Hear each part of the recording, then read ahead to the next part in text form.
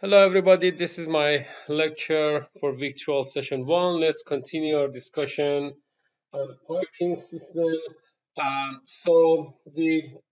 In this actually course we'll go over three different cases for piping system: single pipes, multiple pipes, meaning series and parallel pipes, and then the last one is pipe networks. So we discussed single pipes in the previous lecture. Today I will go over series and parallel pipes, and then next lecture I will solve one problem for the from this parallel pipes, and then we can go over pipe networks.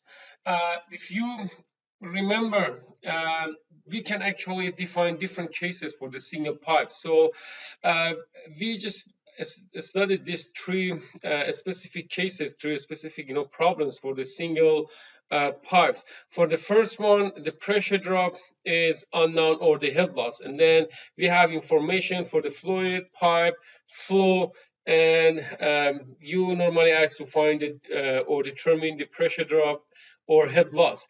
For the second type, the velocity or volumetric flow rate. Actually, both velocity and volumetric flow rate are unknown. And then we have pressure drop, we have diameter, length, roughness, density, and viscosity, and then you need to find this velocity, average velocity, or flow rate. For the third one, the diameter is unknown, and then the average velocity is almost is also unknown, and then you actually need to determine the both diameter and average velocity. So in this case, the volumetric flow rate is known. So we discussed that, for the first case, it's actually, the straightforward.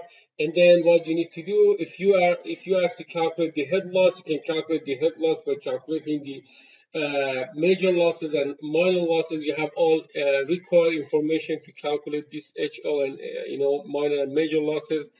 So velocity is known, diameter is known, so you can simply find the friction factor, and then you can find the Reynolds number, and then you can use the Moody's diagram, or one of those correlation that we already discussed in previous lectures to find the friction factor and then head loss. If you have to find the pressure drop, you can first determine the head loss, based on this method, and then you can substitute in, Bernoulli equation to just find the pressure drop. So this is really straightforward. The second type, you have actually two methods to solve the second type of problems for the single pipes.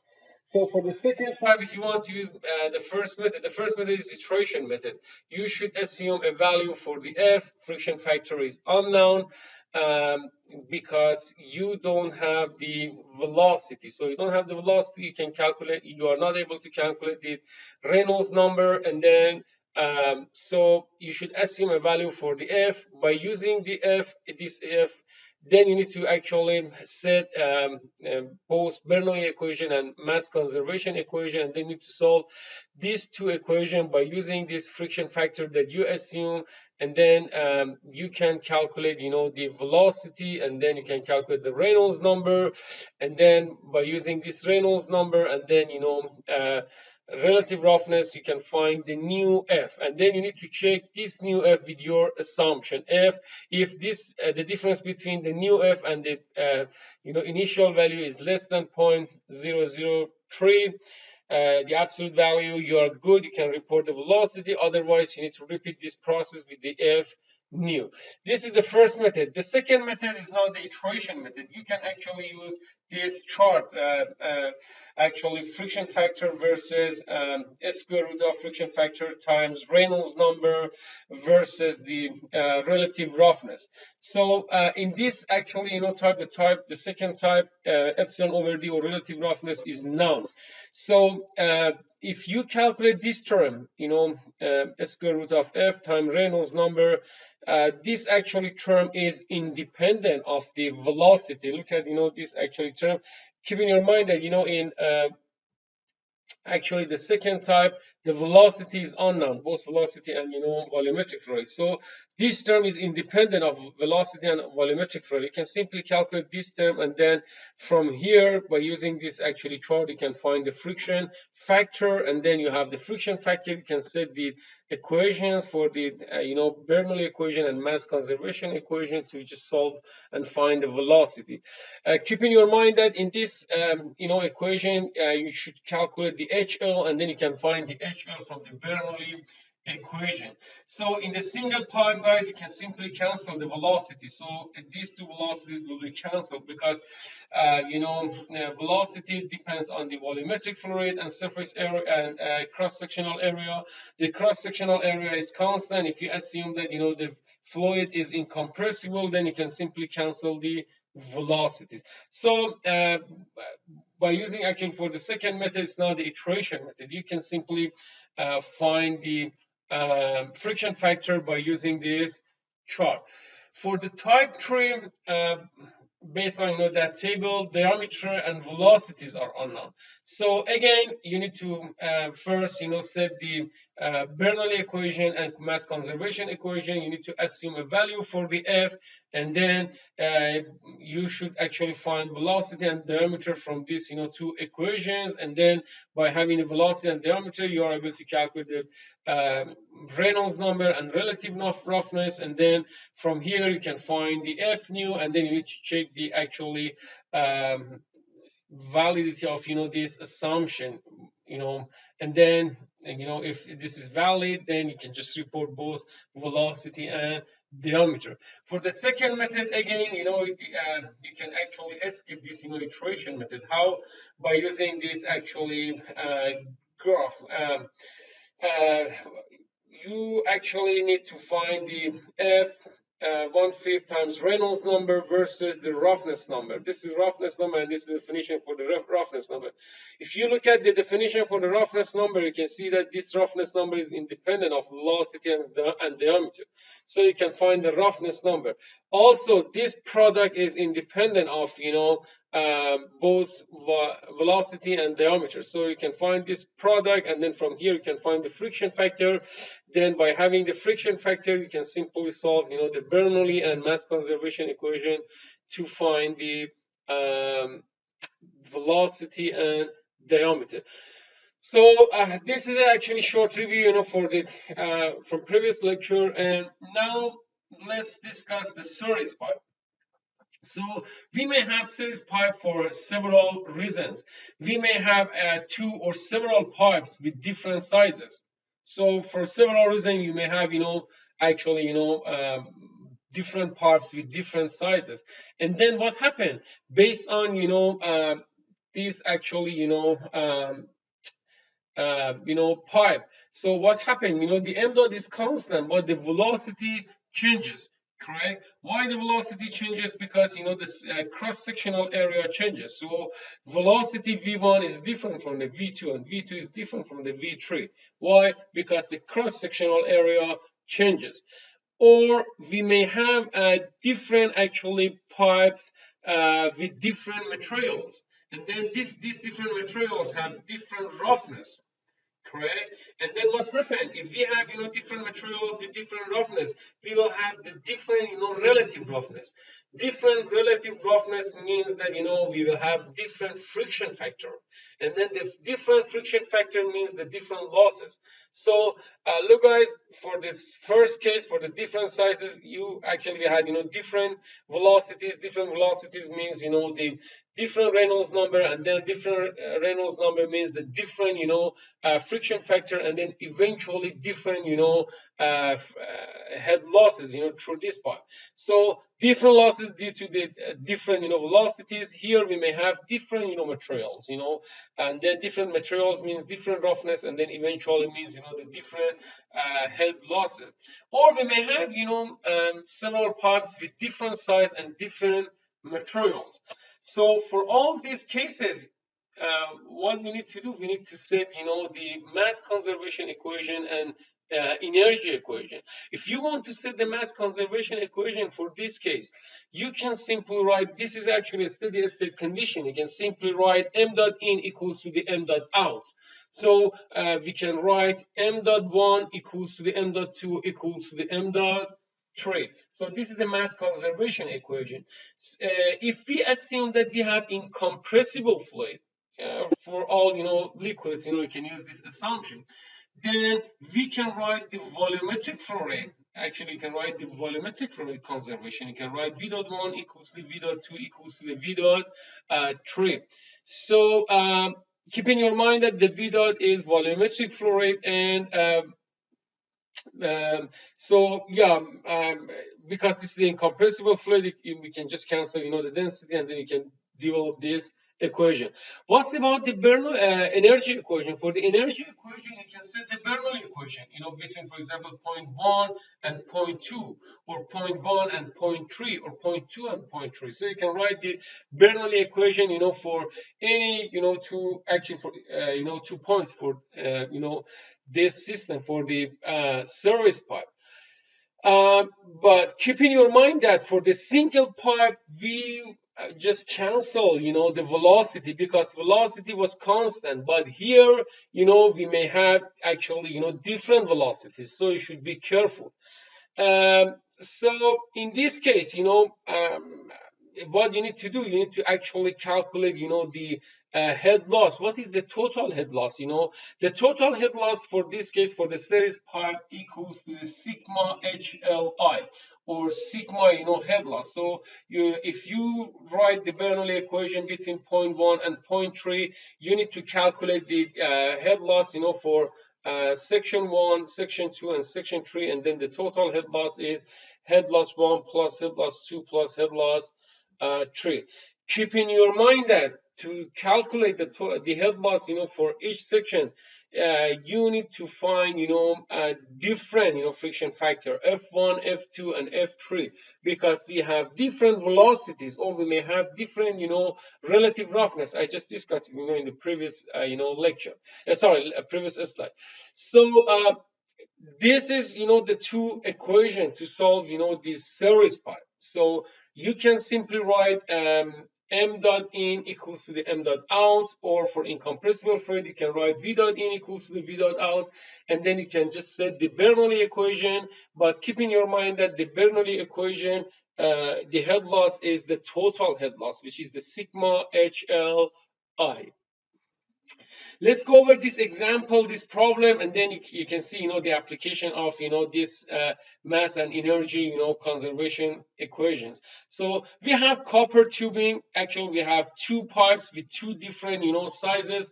The first one is 2 meter. We have the length L for the first one, 2 meter, and then is 3/4 standard type M. And then the second one is 3 meter. L for the second one is 3 meter, and then it's, 1/2 standard type M copper tubing. So we have the pressure drop over the 5 meter length. So the total pressure drop from point 1 to point 2 is 100 kilopascal, and then you ask to find the flow rate through the system. So based on this actually available information, guys, this is a series problem. We have two pipes in series, and then the second one, is it type 1 problem, type 2, or type 3? Let's look at the available information. So we have the pressure drop, so it's not the first one, the first type. Then let's see, you asked to find the volumetric flow rate. So the volumetric flow rate is unknown. Let's check, we have the diameter. So the diameter is known. The volumetric flow rate is unknown. Diameter is known. So this is the second type, correct? This is the second type, and then you need to actually, use the, one of those two methods that you learn for the single pipe. For the second method to solve this problem. Before you solve this problem, guys, you need to collect some data. this is the same as the heat exchanger design. You need to collect some data. What kind of data, guys? We need to just collect the thermophysical property for the fluid. We need to just collect the information for the pipe. What is the diameter for the pipe? This is the standard type. Keep in your mind that the internal diameter is different from this standard type. You need to find the relative roughness, because eventually you need to find the friction factor, and then for the friction factor you need to have the relative roughness. Okay, so we need to collect some data. Let's start from the fluid properties. To find the fluid properties in the heat transfer part, you saw that we need to have a reference temperature. Here we have no information, no actually temperature. So in this case, you can assume that the temperature is a room temperature, and then you can use actually tables for the room temperature. So I use table B1 from your textbook, and then because the fluid is methyl alcohol, you can find the density and viscosity. So we will use density and viscosity to find the Reynolds number. So the second part, you need to find the actual pipe diameters. So we know that the first one is, 3/4 standard size, and then type M. So this is the 3/4 standard size, type M, and then here you can find, the diameter and also the flow area. So you can report both diameter and flow area. The second one is, 1/2 standard size type M, and then again you can find, the inside diameter and then flow area, because here we are actually all these parameters are in SI units, so you can report this actual inside diameter and this flow area for this pipe. So we found the diameters and then also the areas. The last part, you need to find the roughness. For the roughness, I use table 3.1, and then for copper, the epsilon is 0.0015. So we have the epsilon, and then you will be able to calculate, the relative roughness for both these two, pipes. Here is the summary of the first part, guys. The first part I just called the required information, the thermophysical properties, diameters, areas, and relative roughness. Now, I just mentioned that this is the type 2 problem. So for the type 2 problems, what you need to do, you just need to modify the flow chart for the single pipe. I just modify the flow chart for the single pipe. So here you have 2F. You need to assume a value for F1 and F2. And then you need to set, the Bernoulli equation and mass conservation equation. And then from those two equations, you can find the V1 and V2. Then by having the V1 and V2, you can find the Reynolds number 1, Reynolds number 2, and then you can calculate the F nu by using this Reynolds and relative roughness, and then you can check the validity of your assumption. Again, guys, this is exactly the same as the single pipe problem, but what I did, I just changed, I just modified for two actually pipes. Okay, so before you assume a value for the F1 and F2, you need to set the Bernoulli equation and mass conservation equation, and then sorry, and then you can just start to solve this problem by using this flowchart. So let's set the Bernoulli and mass conservation equation. So here, this is the type 2, so you can just set the Bernoulli equation between point 1 and point 2. So you have the delta P is known. We can assume that this pipe is horizontal, so you can cancel the Z. Here, velocity, you must keep the velocity because this cross-sectional area is different. So there is no pump between point 1 and 2, so you can cancel HA. There is no turbine, you can cancel HR. And then from here, you can just write, you can just simplify, the Bernoulli equation. So this is actually, the Bernoulli equation. To use this Bernoulli equation, we need to calculate the HL. So HL is a total loss. It's a combination of major losses plus minor losses. For the major losses, we have the lengths for both these two sections. For the minor losses, there is a contraction here between, the this bigger pipe and the smaller one, and then there are, 1, 2, 3, 4, 90-degree, elbow. So you need to consider all these, minor losses as well. So the HL is combination of HL major and HL minor, and then yeah. So for the HL major, we have major losses for both these two sections. Minor losses just in the second part. So from here you can write, the total loss is. The first term is the major losses, in the first actually part. The second term is the major loss in, second actually part, and the third actually term is the minor losses in the second part. So it's a combination of K for contraction, 4K for the elbow, and then times V2 over 2G. So to use actually this equation, look guys, you have the F1, F2, the lengths are known, diameters are known, you have the diameters, and then what we need to do here, first we need to find K, for contraction and elbow.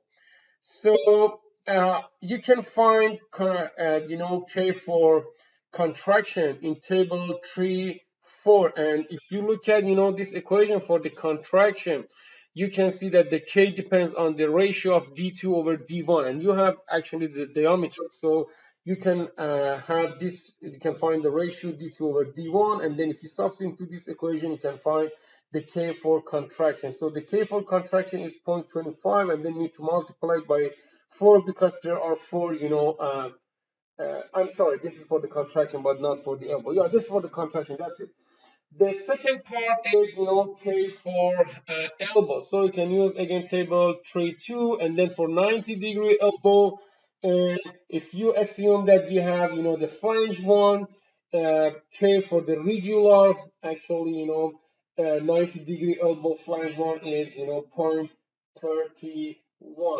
If you substitute these values, into this equation, actually we can modify the head loss into this format. Now, this is the energy equation, guys. Correct? Actually, this is the head loss, and then you need to add, the Bernoulli equation as well. Correct? Now, what is the mass conservation for these two actually, points between point 1 and 2? Keep in your mind that you need to solve both energy equation and mass conservation. You need to solve this equation simultaneously to find, the unknown parameters. So you can write m.1 equals to the m.2, correct? We are dealing with this, liquid, and then you can assume that the temperature is the room temperature. You can assume that this is incompressible fluid, and then you can write V.1 equals to the V.2, and then for the V dot, for the volumetric flow rate, you can write A1 V1 equals to A2 V2. We found A1 and A2 in the first, part from table, I think A1, I think. So you have actually the areas, and then from here you can find a relationship between two velocities. Keep in your mind that the velocities are unknown, correct? Now just let's keep this equation, and then here is the summary of what we did. Look guys, you actually simplify the Bernoulli equation for this example, and then P1 minus P2 is known. We found this relationship between V1 and V2, and then that we just found this equation for the HL. Look guys, lengths are known, diameters are known, and then if we substitute the known parameter, if we combine all these, 4 equations, correct? If we just substitute here for, this relationship here, for example, for the V2, we can just cancel the V2, and then we can write the HL based on the V1. And then if we substitute this HL into this equation, and then we just, substitute all available information, we can find a relationship between V2 and V1, from the energy equation. Sorry, between V2 and F1 and F2, we already, canceled the V2 from, this equation that we found uh, from the mass conservation. So this is equation 1, correct? Then the second equation is this one, the relationship that you found between the V1 and V2 from the mass conservation equation. Now, look guys, you have two equations. If you assume a value for the F1 and F2, you can calculate V2 from equation 1. By having the V2, you can calculate the V1 from equation 2. And then now you have both V1, V2, you can calculate the Reynolds number. By having the Reynolds number and then epsilon over D, you can find F, and then you can check your assumption. So again guys, what I did, I just play, I just said the mass energy equation. This one I simplified it, and then based on the relationship by using the mass conservation equation, I found this relationship between V1 and V2. I canceled the V2 into this equation by using this correlation, and then I just substitute for the HL by by calculating the total head loss, and then I just substitute everything here, and then I found the relationship between V2 and F1 and F2, and then this equation 1, and then this is the equation 1 from the equation 2 from mass conservation equation. So this is the procedure, guys, to solve this problem. So if you remember, guys, to solve this actually problem by using the iteration method, you just need to select a good value, a good assumption, initial guess, for F1 and F2. I explained, in the previous lecture. Here, epsilon over the relative roughness is known, so you can just use the Moody's diagram to get some idea about the best initial value for epsilon over D. So here the values for relative roughness based on the values for roughness and diameters. And now let's check the Moody's diagram. This is the Moody's diagram for, and then here is almost epsilon over D1 based on this value for the relative roughness. The actually friction factor probably is something between let's say 0.11 and probably something around 0.04. I decided to start it with 0.016. This value, for the F, something around here, correct? And then for the second relative roughness, it's something around 0.0001, and then so the actually friction factor is something between, let's say, 0.012 to 0.04. I decided to start with 0.02. So this is my first initial guesses. By using this F1 and F2 and using equation 1, you can calculate the V2. And then by using the V2 and equation 2, you can calculate the V1. This is the V2, V1. Now we can calculate the Reynolds number for both these two actually pipes. And then you have the Reynolds number and epsilon D. You can find the friction factor for the first pipe, and then the friction factor for the second pipe. If you compare this value with the initial value, you will see that the difference is actually less than or equals to 0.00 so our initial guess is really good, and then you can just report these velocities as the velocity for for the pipe 1, a fluid in pipe 1 and pipe 2. You have the velocity, diameter. Now you can simply calculate the volumetric flow rate. So if you just look at, guys, this example, we just use all those information for a single pipe. The only difference is we have actually more calculation in comparison with the single pipe. Okay, this is everything for the service pipe. Parallel pipe. What we need to do for the parallel pipes, before we just go over the different methods to analyze the parallel pipes. For the parallel pipes, we can define two general cases. Sometimes there are two reservoirs or several reservoirs, and then we just connect this reservoir with several pipes, parallel pipes. Look at this one. Okay, look at this figure. So we have two actual reservoir, and then this reservoir are connected by three pipes and with different diameters. This is one case to for the parallel pipes. Sometimes you have a pipe, this is available. For example, pipe 1 is available. For example, you are working in this, let's say, for example, factory for production, for example, this product A, and then after 2-3 years you decide to just increase the capacity of this factory. So you need to use more raw material. Now you need more raw material. So to actually supply this, for example, raw material, you have two options. You can just use a bigger, actually a part with a bigger diameter here, or what you can do, you can add a second line parallel to the first one to just increase the volumetric flow rate. So this is another example for parallel pipes.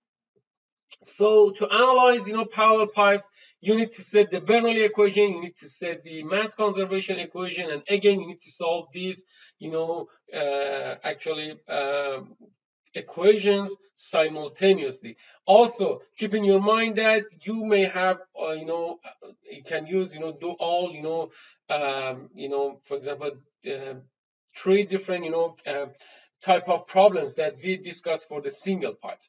So let's discuss the case 1, and then you can use all this results for the case 2 as well. What is the mass conservation? If you want to write the mass conservation for this whole system, if you want to write the mass conservation for the steady state condition, you can write m dot total equals to the m dot 1 plus m dot 2 plus m dot 3, or m dot total is sigma mi. Correct?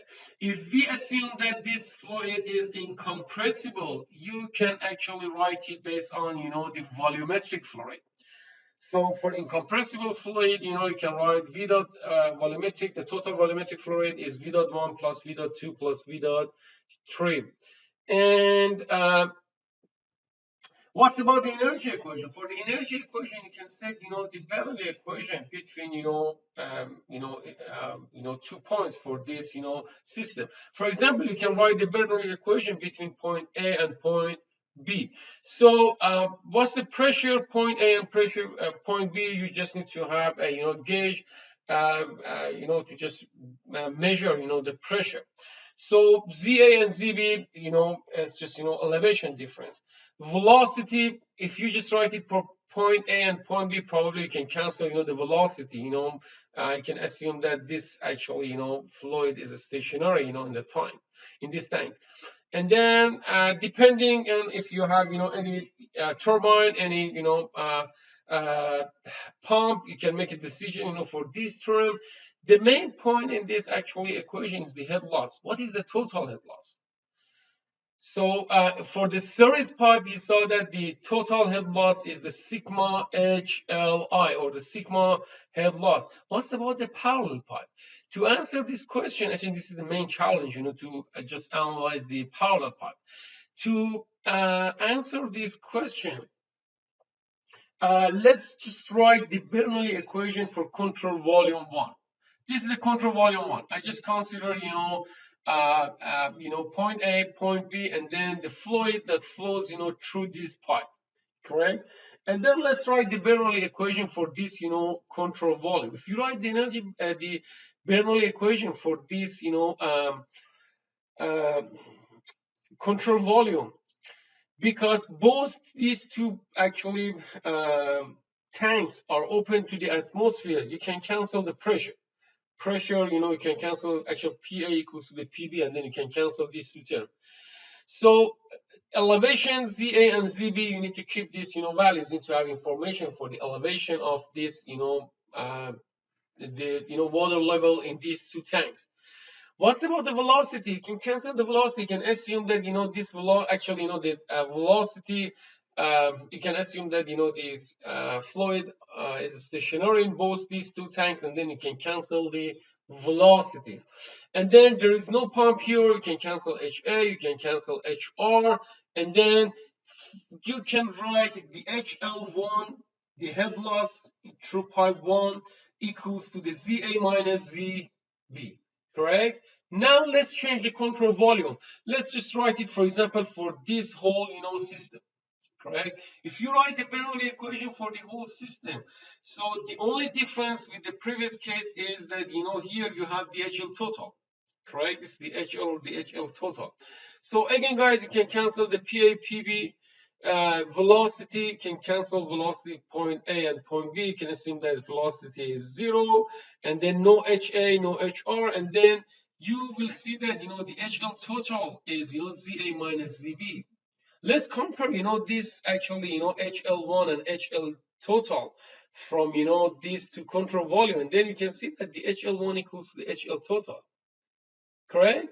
If you write this actually Bernoulli equation for any other control volume, for example, if you write it, for this control volume for pipe 1 and pipe 2, again, you will see that the HL for this section is, ZA minus ZB. So what is the conclusion? The conclusion is that for parallel pipes, you can write HL1 equals to the HL2 equals to the HL3 equals to the HL total. So HL total is the same as head loss in pipe 1, pipe 2, and pipe 3. So if you just rewrite the Bernoulli equation for the second case for two parallel pipes in a pipeline, you can show that HL1 equals to the HL2. Head losses is the same. So if they have the same head loss, then you can just write that they have the same pressure drop, correct? The delta P1, actually the delta P1 equals to delta P2, for the pipes, in a pipeline, the delta P1 equals to delta P2, because for both these two cases, the delta P1 equals to the P actually B minus PA, and the delta P2 again PB minus PA. So it's the same, correct? They have the same delta P, and then if you use this equation, you can prove that the HL1 equals to the HL2. So and then the total volumetric flow rate for incompressible fluid is V1 V.1 plus V.2. Here is the summary for the parallel pipes. For parallel pipes, the mass conservation, you can write m dot total is sigma m dot I. And then for incompressible fluids, you can write the total volumetric flow rate equals to sigma V dot I. And then this is very important. The pressure drop is the same for parallel pipes, or the head loss is the same in the parallel pipes. So I will solve one problem from this parallel pipes next lecture, and then we can start the pipe networks. Thank you so much and have a great day.